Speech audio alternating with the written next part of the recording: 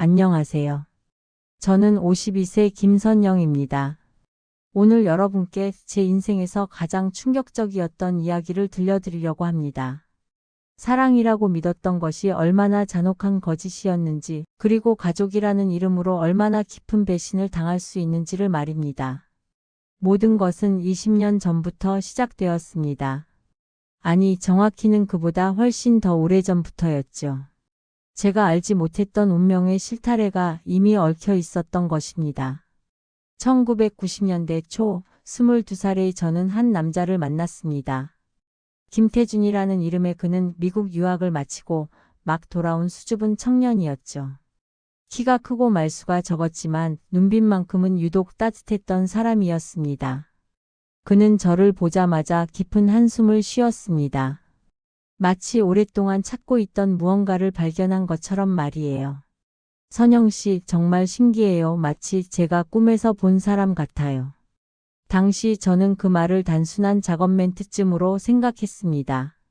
하지만 지금 돌이켜보니 그 말 속에는 저도 모르는 진실이 숨어 있었던 것 같습니다. 태준 씨는 저를 보면서 다른 누군가를 떠올리고 있었던 거죠.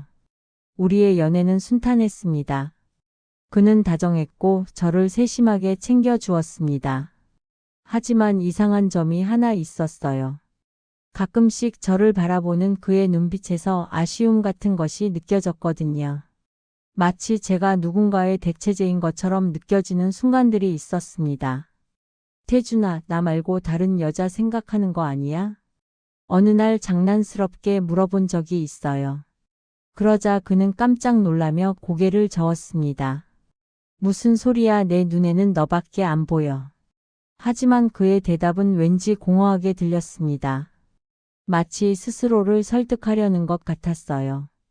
결혼을 앞두고 있던 어느 날 저는 우연히 태준 씨의 유학 시절 앨범을 보게 되었습니다.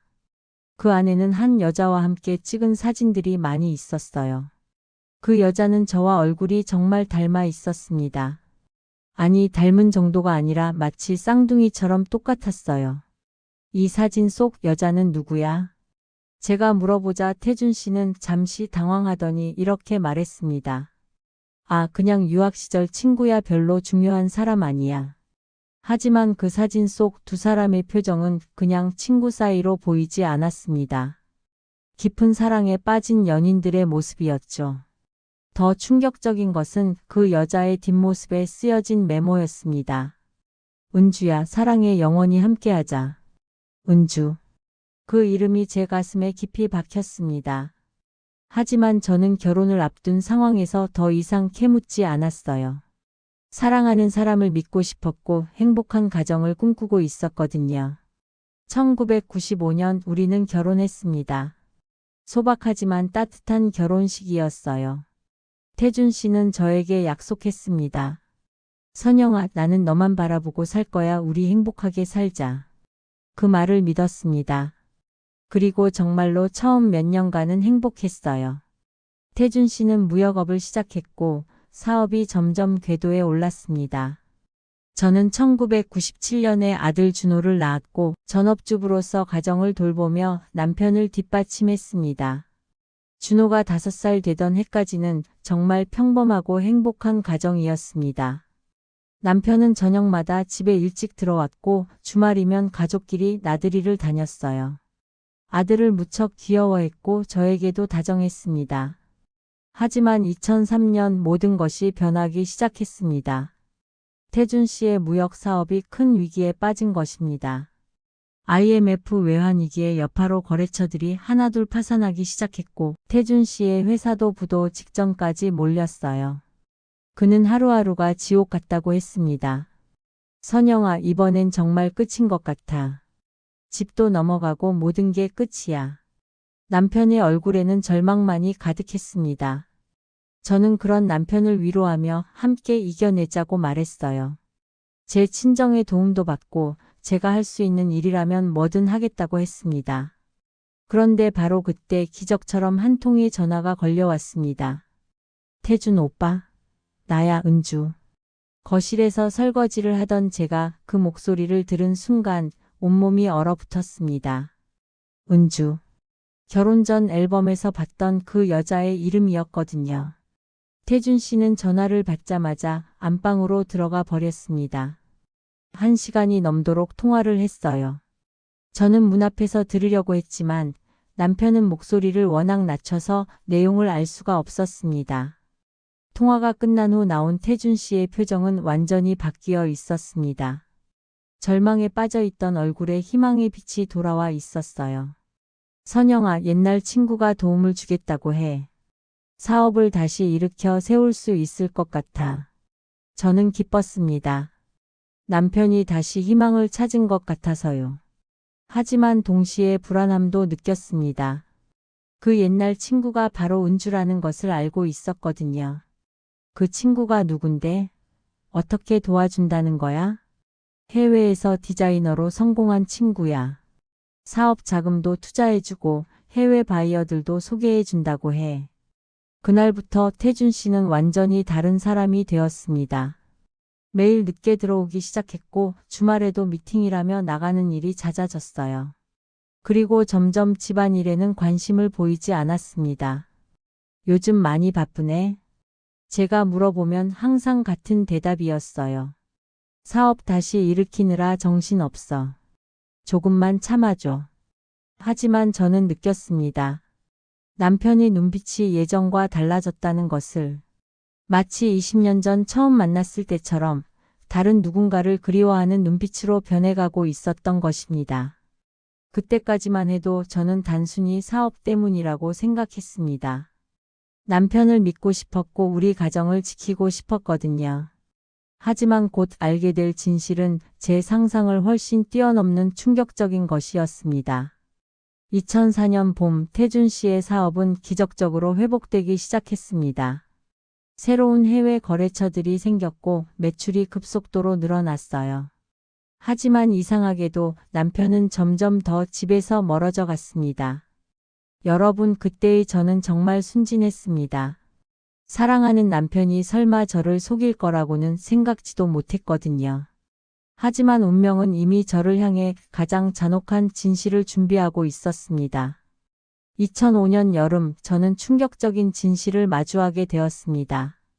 그것은 제 인생을 송두리째 뒤흔든 가장 잔혹한 배신이었어요. 그날은 태준 씨가 해외 출장을 간다며 집을 나선 날이었습니다. 평소보다 일찍 나가면서 3일 정도 늦을 거야 라고 했죠. 하지만 뭔가 이상했어요. 출장 준비물들이 평소와 달랐거든요. 비즈니스 정장이 아닌 캐주얼한 옷들, 그리고 여행용 가방에서 나는 낯선 향수 냄새까지. 저녁 무렵 준호를 재우고 홀로 앉아 있는데 현관문 소리가 들렸습니다. 태준 씨가 뭔가 빼먹고 돌아온 줄 알았죠. 그런데 문을 열고 들어온 사람은 태준 씨가 아니었습니다. 제가 거울을 보고 있는 것 같은 착각이 들었어요. 아니, 정확히는 조금 더 세련되고 화려한 제 모습을 보고 있는 것 같았습니다. 그 여자는 저와 똑같은 얼굴을 하고 있었거든요. 언니. 그 여자가 떨리는 목소리로 말했습니다. 그 순간 저는 깨달았어요. 태준 씨의 첫사랑 은주, 그리고 제가 태어나자마자 해외 입양 보내졌다고 들었던 쌍둥이 동생이 바로 같은 사람이었다는 것을. 정은주. 저는 말을 잇지 못했습니다. 25년 만에 만난 쌍둥이 동생, 그런데 그 동생이 하필 제 남편의 첫사랑이었다니요. 은주는 명품 핸드백을 바닥에 떨어뜨리며 주저앉았습니다. 언니, 나도 몰랐어. 태준 오빠가 결혼한 사람이 언니인 줄은. 언제부터 알았어? 제가 차갑게 물었습니다. 작년에 태준 오빠 사무실에서 언니 사진을 봤을 때야. 그때 모든 걸 알았어. 내가 사랑했던 사람이 내 쌍둥이 언니와 결혼했다는 걸. 은주의 눈에서 눈물이 흘렀지만 저는 동정할 수 없었어요. 아니, 동정하기에는 너무나 많은 것들이 의심스러웠거든요. 그럼 작년부터 알고 있었으면서도 계속 만난 거야? 내 남편과? 은주는 고개를 끄덕였습니다. 처음에는 정말 사업 때문이었어. 태준 오빠가 도움이 필요하다고 해서. 하지만 시간이 지날수록 예전 감정들이 되살아났어. 그리고 태준 오빠도. 그만해. 저는 소리쳤습니다. 더 이상 듣고 싶지 않았어요. 하지만 은주는 계속 말했습니다. 언니, 태준 오빠는 나를 잊은 적이 없었어. 언니와 결혼한 것도 나를 닮아서였다고 했어. 그리고 뭐? 우리 사이에 아이가 있어. 7살 된 딸 태은이. 그 말을 듣는 순간 저는 온 세상이 무너지는 걸 느꼈습니다. 제 아들 준호보다 1살 어린 딸이 있다는 것은 남편이 이미 10년 전부터 저를 속이고 있었다는 뜻이었거든요. 10년 동안 날 속인 거야? 저는 바닥에 주저앉았습니다. 그동안 남편이 해외 출장이라고 할 때마다, 늦게 들어온다고 할 때마다 모두 은주와 그 아이를 만나러 간 것이었을 겁니다. 은주는 저에게 다가와 손을 잡으려 했지만 저는 뿌리쳤어요. 왜 내 남편이었어야 해? 세상에 남자가 얼마나 많은데. 언니, 나도 어쩔 수 없었어. 사랑이라는 게 마음대로 되는 줄 알아? 사랑? 그게 사랑이야? 언니의 남편을 빼앗고 가정을 파괴하는 게. 그때 현관문이 다시 열렸습니다. 태준 씨가 들어왔어요. 출장 간다더니 왜 돌아온 건지 의아해하며. 거실을 보던 그는 저와 은주가 마주 앉아 있는 모습을 보고 얼어붙었습니다. 선영아, 이게 해명할 거리가 많겠네. 저는 차갑게 말했습니다. 태준 씨는 한참 동안 입을 열지 못하다가 결국 모든 것을 털어놓았어요. 미국 유학 시절 그는 정은주와 깊이 사랑했습니다. 하지만 은주는 갑작스럽게 유럽으로 떠나버렸어요. 디자이너의 꿈을 위해서라며 연락을 끊어버린 것입니다. 태준 씨는 상심한 채 한국으로 돌아왔고 그때 저를 만난 거였어요. 선영이를 처음 봤을 때 정말 은주인 줄 알았어. 너무 닮아서. 하지만 시간이 지나면서 선영이만의 매력에 빠져들었고 정말 사랑하게 됐어. 하지만 그의 말은 거짓이었습니다. 결혼 후에도 계속 은주를 그리워했고 제가 은주의 대체제였다는 것을 증명하는 일들이 너무 많았거든요. 그럼 2003년에 다시 연락이 온 거야? 그래. 은주가 유럽에서 성공한 디자이너가 되어서 한국에 들어올 때였어. 내 사업이 어려울 때 도움을 준다고 해서. 도움만 받은 게 아니잖아. 저는 소리쳤습니다. 언제부터 다시 만난 거야? 언제부터 나를 속이기 시작한 거야? 태준 씨는 고개를 숙였습니다. 처음에는 정말 사업 때문이었어. 하지만 은주를 다시 보니까 예전 감정이 되살아났어. 그리고 은주도. 그래서 딸까지 낳은 거고? 태은이는 사고였어. 우리도 원한 게 아니야. 사고라고요? 10년 동안 지속된 관계가 사고라고요? 저는 그때 깨달았습니다. 제 결혼 생활이 얼마나 허상이었는지를. 남편은 처음부터 끝까지 저를 은주의 대체제로 여겼고 진짜 은주가 나타나자 주저없이 저를 버린 것입니다. 태준 씨, 그럼 나는 뭐야? 지난 10년은 뭐야? 선영아, 미안해. 정말 미안해. 하지만 나도 어쩔 수 없었어. 어쩔 수 없었다고요? 결혼 서약을 한 남편이, 한 아이의 아버지가 어쩔 수 없었다고요? 그날 밤 저는 모든 진실을 알게 되었습니다. 태준 씨는 지난 10년간 완벽한 이중 생활을 해왔어요. 주중에는 저와 준호와 함께 평범한 가장 역할을 했지만 주말이나 출장이라며 나가는 날에는 은주와 태은이와 함께 또 다른 가정을 꾸려왔던 것입니다. 은주는 서울 강남의 고급 아파트에서 살고 있었고 태준 씨는 그곳에 생활비를 모두 대고 있었어요. 태은이는 사립 유치원에 다니고 있었고 매주 주말마다 아빠와 함께 놀이공원이나 여행을 다니며 행복한 시간을 보내고 있었습니다. 반면 저희 집에서는 어땠나요? 태준 씨는 항상 돈이 부족하다며 생활비를 아껴 쓰라고 했어요. 준호의 학원비도 아까워했고 제가 옷 하나 사려고 하면 눈을 부라렸습니다. 당신, 그럼 그동안 나한테 아껴 쓰라고 한 돈들은 모두 은주한테 쓴 거야? 태준 씨는 대답하지 않았습니다. 하지만 그의 침묵이 모든 것을 말해주고 있었어요. 저는 그날 밤 잠을 이룰 수 없었습니다. 머릿속에는 온갖 생각들이 뒤섞였어요. 분노, 배신감, 절망감. 그리고 무엇보다도 준호에 대한 걱정이었습니다. 준호는 아빠를 너무나 사랑했거든요. 매일 아빠가 들어오기만을 기다리며 주말이면 아빠와 함께 축구하는 걸 가장 좋아했어요. 그런데 이제 그 아빠에게 다른 딸이 있다는 것을, 그리고 그 딸이 준호보다 더 많은 사랑을 받고 있다는 것을 어떻게 말해줄 수 있을까요? 다음 날 아침 태준 씨는 저에게 말했습니다. 선영아, 미안하지만 나는 은주와 함께 살고 싶어. 이혼해줘. 그 말을 들었을 때 저는 오히려 차분해졌어요. 분노가 극에 달하면 오히려 냉정해지는 법이거든요. 좋아. 이혼하자. 대신 조건이 있어. 뭔데? 재산 분할, 위자료, 양육비 모든 것을 법대로 해. 그리고 준호에게는 내가 직접 말해. 아빠에게 다른 딸이 있다는 것을. 태준 씨는 잠시 망설이더니 고개를 끄덕였습니다. 알았어. 그렇게 하자. 하지만 저는 그때 몰랐어요. 태준 씨가 이미 모든 것을 준비해 두고 있었다는 것을. 재산을 은밀히 은주 명의로 옮겨두고 회사 지분도 조작해 두었다는 것을 말입니다. 진짜 전쟁은 이제부터 시작이었습니다. 2005년 가을 저는 변호사 사무실에 앉아 있었습니다. 손에는 태준 씨가 은밀히 재산을 빼돌린 증거들이 담긴 파일이 들려 있었어요. 김선영 씨, 남편분이 상당히 치밀하게 준비해 왔네요. 변호사는 심각한 표정으로 말했습니다.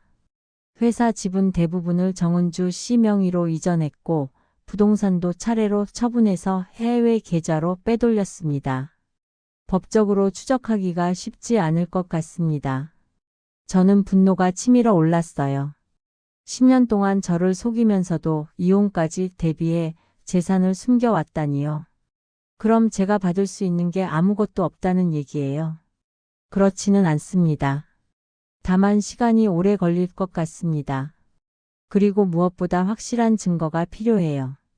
그때 저는 결심했습니다. 태준 씨가 치밀하게 준비했다면 저도 똑같이 준비하겠다고 말입니다. 첫 번째 법정 출두일 저는 태준 씨와 은주를 마주보고 앉았습니다. 법정에서 본 그들의 모습은 당당했어요. 마치 자신들이 피해자인 것처럼 행동했습니다. 태준 씨의 변호사가 먼저 말했습니다. 재산 분할을 요구하고 계시지만 김태준 씨의 사업은 현재 적자 상태입니다. 분할할 재산이 거의 없는 상황입니다. 거짓말이에요. 저는 자리에서 일어나 소리쳤습니다. 10년 동안 은주와 함께 호화 생활을 해왔으면서 무슨 적자라는 거예요. 재판장이 저를 진정시켰지만 저는 더 이상 참을 수 없었어요. 그날 밤 집에 돌아온 저는 준호를 불러 앉혔습니다. 아이에게 진실을 말해야 할 때가 왔다고 생각했거든요. 준호야, 엄마가 할 말이 있어. 뭔데, 엄마? 10살 준호는 순진한 눈으로 저를 바라봤습니다. 아빠가 다른 여자랑 살고 있어. 그리고 너한테 여동생이 있어. 준호의 얼굴이 순간 굳어졌습니다. 여동생? 아빠가 다른 여자랑? 응. 7살 된 태은이라는 여동생이 있어. 아빠는 주말마다 그 아이를 만나러 갔던 거야. 준호는 한참 동안 말이 없었어요. 그러다가 갑자기 울음을 터뜨렸습니다. 그럼 아빠는 나보다 그 아이를 더 좋아하는 거야? 아니야, 준호야. 아빠는 너를 사랑해. 다만 어른들이 잘못한 거야. 하지만 제 말은 공허했어요. 사실 태준 씨는 정말로 태은이를 준호보다 더 편애했거든요. 며칠 후 저는 우연히 태준 씨와 태은이가 함께 있는 모습을 목격했습니다. 백화점 장난감 코너에서 태은이가 원하는 것은 무엇이든 사주고 있었어요. 반면 준호에게는 항상 돈 아껴야 한다며 장난감 하나 사주지 않았던 태준 씨였는데 말이에요. 아빠, 이것도 사줘. 태은이가 비싼 인형을 가리키며 말했습니다. 우리 공주가 원하는 거라면 당연히 사줘야지. 태준 씨는 환하게 웃으며 그 인형을 사줬어요. 그 모습을 보며 저는 마음이 찢어지는 것 같았습니다. 준호가 똑같은 것을 달라고 했을 때는 그렇게 아껴했던 사람이었는데요.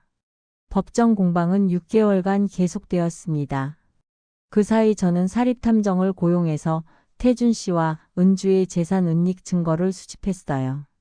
해외 계좌, 부동산 거래 내역, 명품 구매 기록까지 하나하나 다 찾아냈습니다. 결정적인 순간이 왔습니다. 법정에서 은주가 증인으로 나섰을 때였어요. 정은주 씨, 김태준 씨로부터 받은 금품이 있습니까? 검사가 물었습니다. 없습니다. 저는 제 사업으로 번 돈으로 생활하고 있습니다. 그러자 저는 일어났습니다. 재판장님, 증거를 제출하겠습니다. 저는 준비해온 파일을 제출했어요. 그 안에는 태준 씨가 은주에게 송금한 모든 내역, 두 사람이 함께 사용한 신용카드 기록, 그리고 태은이 명의로 된 통장까지 모든 것이 들어 있었습니다. 은주의 얼굴이 창백해졌어요. 이것들은 어떻게 10년 동안 제 남편을 속이고 제 가정을 파괴하면서 받은 돈들이에요. 그리고 이 모든 것이 제가 아껴 쓰며 모은 생활비에서 나온 것들입니다. 법정은 술렁거렸습니다. 태준 씨는 고개를 숙이고 있었고 은주는 눈물을 흘리고 있었어요. 하지만 정말 충격적인 일은 그 다음에 벌어졌습니다. 재판장님, 한 가지 더 말씀드릴 게 있습니다. 저는 마지막 카드를 꺼내 들었어요. 김태준은 현재 간경화 말기 환자입니다. 간이식 수술을 받지 않으면 생명이 위험한 상태예요. 법정이 조용해졌습니다. 태준 씨도 놀란 표정으로 저를 바라봤어요. 어떻게 그걸? 병원에서 연락이 왔어요. 당신 보호자로 저를 등록해 놨더라고요. 간이식이 필요한데 혈액형이 맞는 사람은 준호뿐이래요. 그렇습니다. 태준 씨는 이미 6개월 전부터 간경화를 앓고 있었어요. 하지만 은주에게는 말하지 않았던 것 같아요. 은주와는 혈액형이 맞지 않아서 간이식을 받을 수 없었거든요. 엄마 정말이야? 준호가 떨리는 목소리로 물었습니다. 응, 아빠가 많이 아프셔서 엄마가 도와줘야 해. 그 순간 태준 씨는 바닥에 무릎을 꿇었습니다. 선영아, 준호야. 미안해. 정말 미안해. 그동안 자신이 얼마나 저와 준호를 소홀히 했는지 깨달았던 것 같아요. 법정에서 최종 판결이 내려졌습니다. 재산분할, 위자료, 양육비 모든 면에서 저희가 승소했어요. 태준 씨가 숨겨둔 재산들도 모두 몰수되어 저와 준호에게 돌아왔습니다. 하지만 저는 조건을 걸었어요. 간이식 수술을 받고 싶으면 조건이 있어요. 모든 재산을 저와 준호에게 양도하세요. 그리고 은주와 완전히 헤어지세요. 태준 씨는 고개를 끄덕였습니다. 생명이 걸린 상황에서 선택의 여지가 없었거든요. 2006년 봄 태준 씨의 간이식 수술이 결정되었습니다. 저는 복잡한 심정이었어요. 그동안 저를 배신하고 상처 준 남편이지만 한편으로는 준호의 아버지이기도 했거든요. 수술 전날 밤 준호가 제게 와서 말했습니다. 엄마, 아빠 살려줘야 하는 거 맞아. 11살 아이가 해야 할 고민이 아니었어요. 하지만 준호는 이미 모든 상황을 이해하고 있었습니다. 준호야, 그건 너가 고민할 일이 아니야. 엄마는 네가 아빠와의 만남을 하든 안 하든 어떤 선택을 하든 지지할 거야. 준호는 한참 생각하더니 이렇게 말했어요. 아빠가 나쁜 짓을 많이 했지만 그래도 아빠 볼 거야. 만날게. 그 아이의 마음이 얼마나 아팠을까요? 자신을 상처 준 아버지를 용서해 주겠다는 결정을 내리기까지 말입니다. 수술 당일 병원에는 많은 사람들이 모였어요. 저와 준호 그리고 태준 씨의 부모님까지. 하지만 은주와 태은이는 보이지 않았습니다. 은주는 어디 있어요? 제가 태준 씨에게 물어보자 그는 힘없이 대답했어요. 떠났어. 내가 아프다는 걸 알고 나서 바로 유럽으로 떠나버렸어. 역시나. 부하 건강할 때는 함께했지만 병들고 모든 것을 잃은 태준 씨에게는 더 이상 관심이 없었던 거죠. 태은이는? 같이 데려갔어. 나한테는 이제 준호만 있어. 그제야 태준 씨는 깨달았을 겁니다. 진짜 가족이 무엇인지를. 수술은 성공적이었습니다. 12시간에 걸친 대수술이었지만 의료진의 노력으로 무사히 끝났어요. 저도 건강하게 회복되었고요. 하지만 태준 씨의 진짜 시련은 그때부터 시작이었습니다. 모든 재산을 저와 준호에게 넘겨준 태준 씨에게 남은 건 아무것도 없었어요. 회사도 이미 넘어간 상태였고 집도 저희 명의가 되었습니다. 태준 씨는 말 그대로 빈손이 된 거죠. 선영아, 나 어떻게 살아야 할까? 퇴원 후 태준 씨가 저에게 말했습니다. 한때 자신만만했던 그 사람이 이제는 완전히 무기력해져 있었어요. 당신이 선택한 길이잖아요. 이제 와서 저한테 묻지 마세요. 저는 차갑게 대답했지만 마음 한편으로는 안타까웠어요. 아무리 미워도 준호의 아버지였으니까요. 그 후 2년 동안 태준 씨는 여러 가지 일을 전전했습니다. 건강이 완전히 회복되지 않은 상태에서 택시 운전을 하기도 하고 야간 경비 일을 하기도 했어요. 한때 성공한 사업가였던 사람이 이제는 하루하루 벌어서 살아가는 신세가 된 겁니다. 더욱 비참한 것은 은주와의 연락이 완전히 끊어진 것이었어요. 태준 씨가 아무리 연락을 시도해도 은주는 받지 않았습니다. 태은이와도 만날 수 없었고요. 엄마, 아빠 너무 불쌍해 보여. 어느 날 준호가 저에게 말했습니다. 왜? 요즘 계속 울어. 그리고 태은이 사진만 계속 보고 있어. 저는 복잡한 심정이었어요. 태준 씨에 대한 분노는 여전했지만 그래도 한 인간으로서의 동정심은 생기더라고요. 2008년 어느 날 저는 중요한 결정을 내렸습니다. 태준 씨와 완전히 결별하기로 한 것입니다. 태준 씨, 이제 정말 끝내요. 저는 새로운 삶을 시작하고 싶어요. 선영아, 준호도 이제 충분히 컸어요. 아빠 없이도 잘 자랄 수 있어요. 당신도 당신만의 길을 찾으세요. 그날 태준 씨는 짐을 싸서 집을 떠났습니다. 어디로 갔는지는 몰라요. 연락처도 남기지 않았거든요. 하지만 한 달 후 저는 충격적인 소식을 들었습니다. 태준 씨가 공사장에서 사고를 당했다는 소식이었어요. 병원으로 달려갔을 때 태준 씨는 의식불명 상태였습니다. 의사는 말했어요. 다행히 생명에는 지장이 없지만 다리를 크게 다쳐서 앞으로 정상적인 일을 하기 어려울 것 같습니다. 그 순간 저는 깨달았습니다. 태준 씨의 인생이 정말로 끝났다는 것을. 건강도 잃고 재산도 잃고 가족도 잃고 이제는 몸까지 다친 상태에서 혼자 살아가야 한다는 것을. 준호가 병상의 아버지를 보며 울었습니다. 아빠 괜찮아? 태준 씨는 겨우 눈을 뜨며 준호의 손을 잡았어요. 준호야, 아빠가 정말 미안해. 너한테 좋은 아빠가 되지 못해서. 아빠, 이제라도 좋은 아빠가 되면 돼. 하지만 그것조차 불가능해 보였습니다. 태준 씨에게 남은 것은 정말 아무것도 없었거든요. 몇 개월 후 태준 씨는 요양원으로 옮겨졌습니다. 정부 지원을 받는 저소득층 요양원이었어요. 한때 큰 회사를 운영했던 사람이 이제는 기초생활수급자가 된 것입니다. 저는 가끔 준호와 함께 문병을 갔어요. 태준 씨는 많이 늙어 보였습니다. 50대였는데도 70대처럼 보일 정도로 초췌해져 있었어요. 선영아, 고마워. 그리고 정말 미안해. 태준 씨가 저에게 말했습니다. 이제 됐어요. 그만 잊으세요. 하지만 태준 씨는 계속 과거에 매달려 있었어요. 은주에 대한 그리움, 태은이에 대한 죄책감으로 매일 괴로워했습니다. 그런 태준 씨를 보면서 저는 생각했어요. 욕망에 눈이 멀어 모든 것을 잃은 한 남자의 최후가 얼마나 비참한지를. 2010년 저는 새로운 도전을 시작했습니다.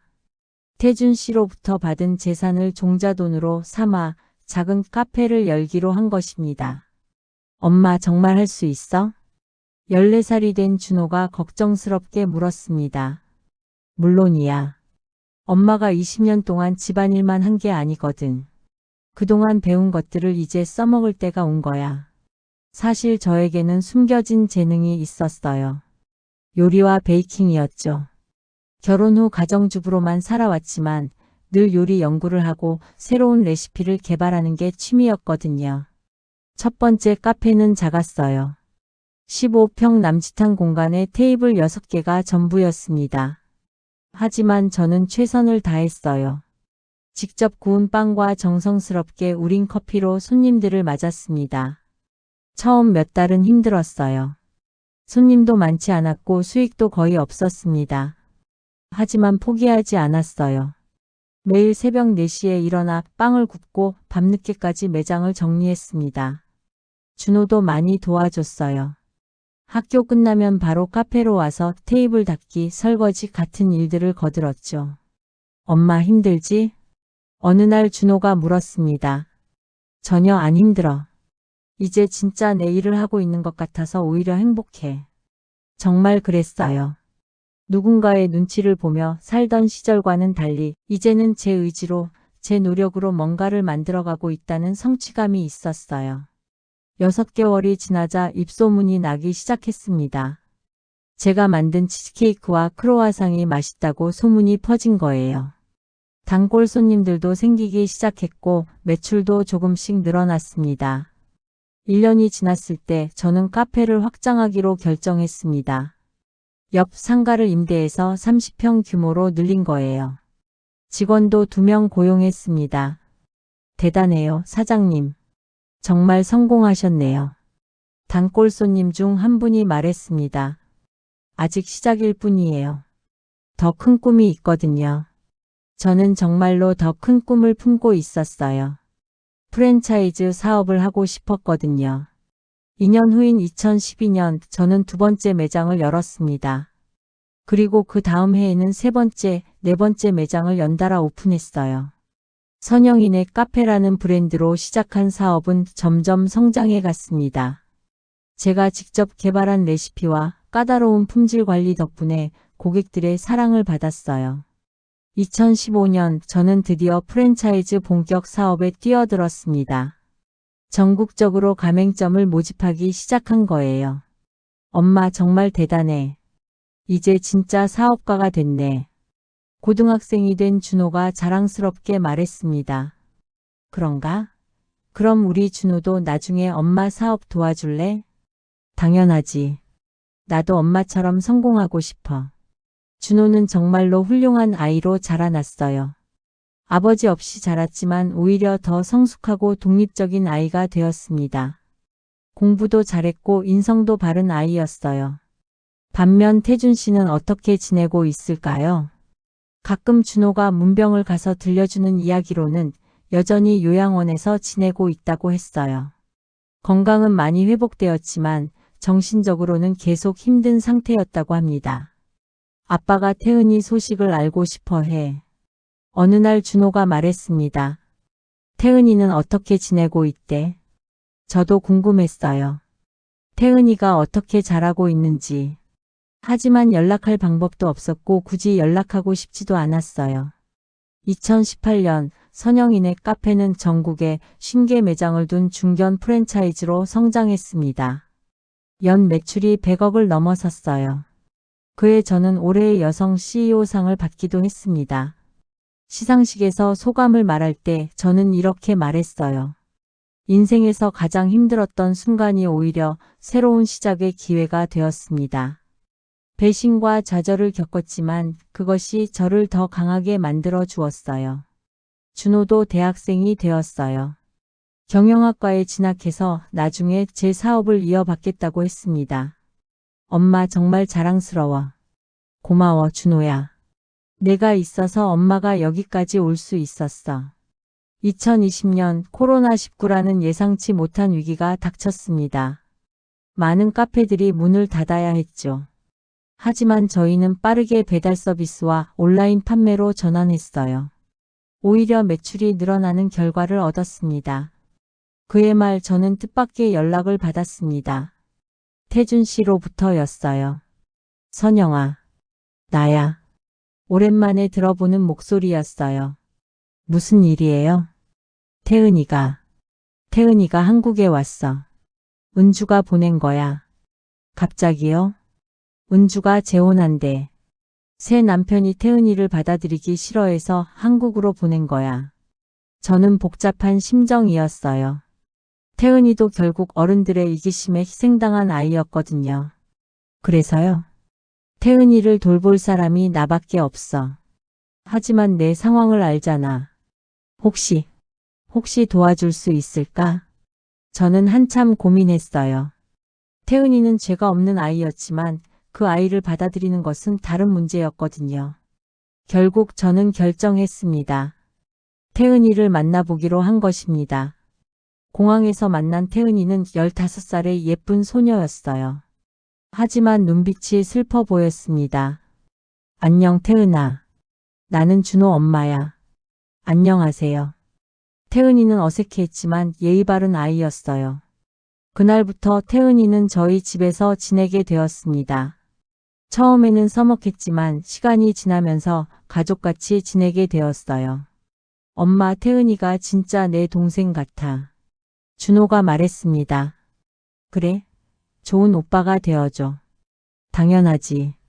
태은이도 우리 가족이잖아. 태은이는 처음에는 경계심이 많았어요. 하지만 저희가 진심으로 대하자 조금씩 마음을 열기 시작했습니다. 이모. 아니, 엄마라고 불러도 돼요? 어느 날 태은이가 조심스럽게 물었습니다. 물론이야. 우리는 이제 진짜 가족이야. 그 순간 태은이는 저에게 안겼습니다. 그동안 얼마나 외로웠을까 생각하니 마음이 아팠어요. 2021년 저는 선영이네 카페를 준호와 태은이에게 물려주기로 결정했습니다.